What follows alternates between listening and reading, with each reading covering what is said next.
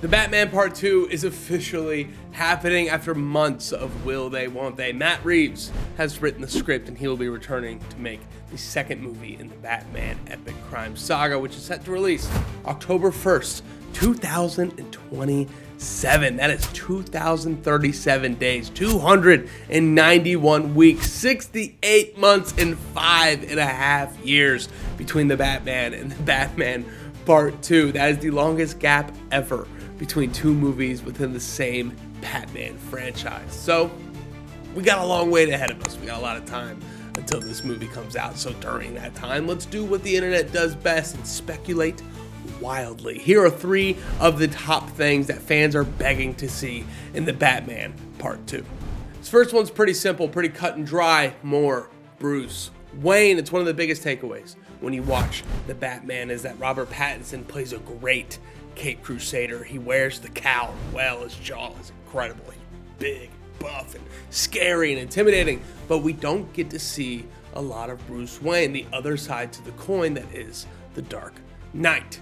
Now, I think Robert Pattinson has all the capability in the world to play a great Bruce Wayne, but it's not that he didn't do a good job in the first movie.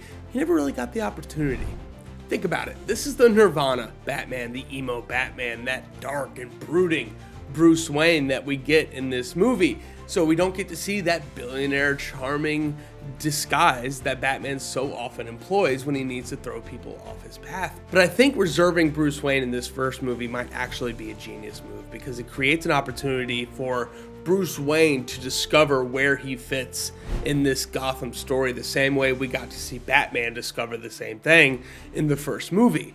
There's a really awesome opportunity for a scene just like in the first movie where Bruce Wayne's talking to and hobnobbing with the higher level of Gotham society. You got Bella Royale, the crime families, whoever it might be. He's dark and he's sad and he's brooding, but then he realizes that people are looking at this like, what does this billionaire have to be so upset about? Maybe there's something more. People start looking in to Bruce Wayne, which is dangerous because he needs to do what Clark Kent does with Superman. He needs to act in a way that nobody could ever possibly believe that he could also be a superhero. So while he's sad and pouting, it'd be very cool if Robert Pattinson realizes that, looks up, and for the first time in the movie, smiles, because that's what Bruce Wayne needs to do. He needs to put on the mask. He needs to show off the billionaire persona so people can never believe he's out at night fighting crime.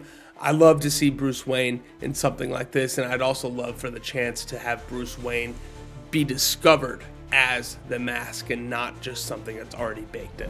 Another huge aspect of the first Batman movie that I cannot wait to see followed up at the Batman Part 2 is the Waynes of it all. The Thomas Wayne, the Martha Arkham, and all this crime and corruption and all of this secrecy behind the Wayne family. Thomas Wayne's got some stuff going on.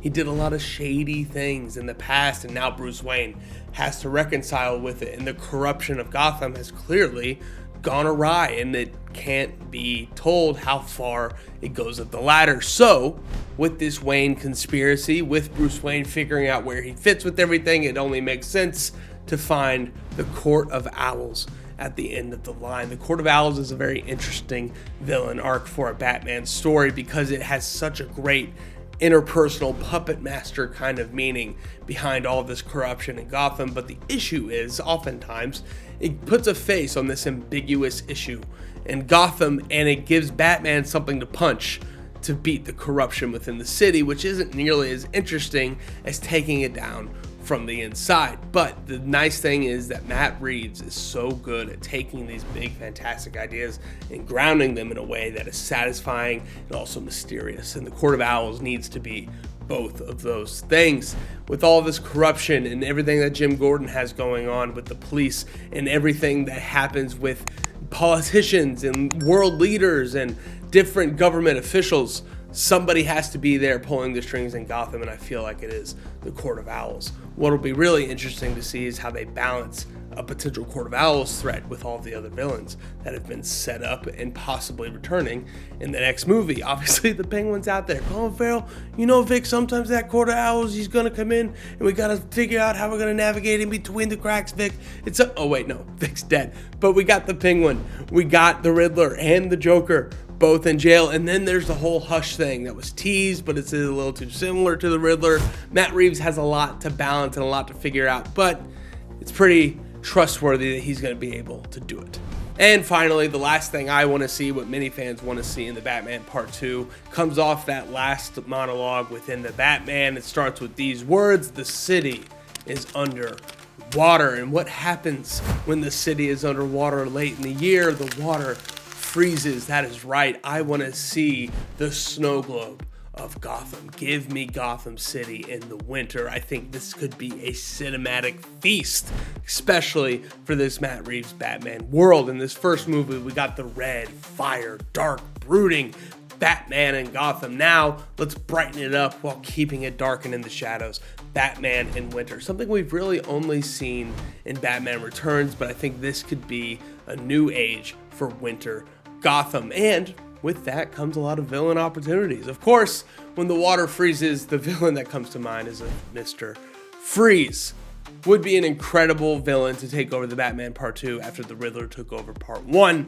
The issue is that that's a pretty fantastical, out of suspension of belief villain, but Matt Reeves is fantastic at bringing those things down and grounding them in a way that is both realistic but also emotional and keeps everything tight in one circle. It'll be really interesting to see if they go the Mr. Freeze route, or do they pay attention to the first crime happening on Halloween, the second crime potentially happening on Christmas. That is right. Calendar Man is also very much on the board, especially if they will be adapting The Long Halloween, an epic and classic Batman story. It'll be great to see Batman navigate on the Bruce Wayne side and also the Batman side, how these villains can work together with the Court of Owls potentially on top, dominating everything from the top down. I know there's a lot of speculation. Which Batman's going to be in the DCU? Will they be casting a newer, older Batman for a potential James Gunn Brave and the Bold project? Or will Robert Pattinson be moving over to join David Corenswet in the DCU? Those are all big questions that could impact every single thing that's happening in the Batman Part 2. But the reality is we just don't know yet, and we won't know probably for a little while. We got Peacemaker happening right now. Next year is the year without James Gunn in the DCU. And in 2027, we are supposed to get the Superman sequel, Man of Tomorrow, and also the Batman Part 2. Those questions will be answered. But until then, we need to think about the Batman Part 2 under the guise of Matt Reeves, because the Batman Epic Crime Saga is off and running, and it's something that we desperately want to see a true Part 2 before we start merging all of these universes or keeping this separate. Right now, let's just focus on what we want in the Batman Part 2, because here's the thing about Batman fans. There's a lot of lore, there's a lot of history, there's a lot of rules within the Bat family.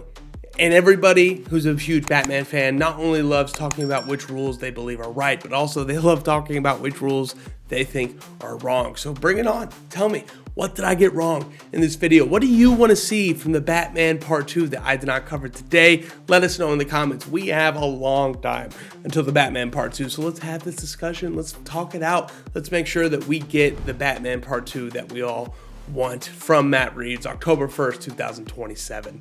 Let us know what you want to see in this sequel. I'm Matt Rimke. Until then, we'll see you next time.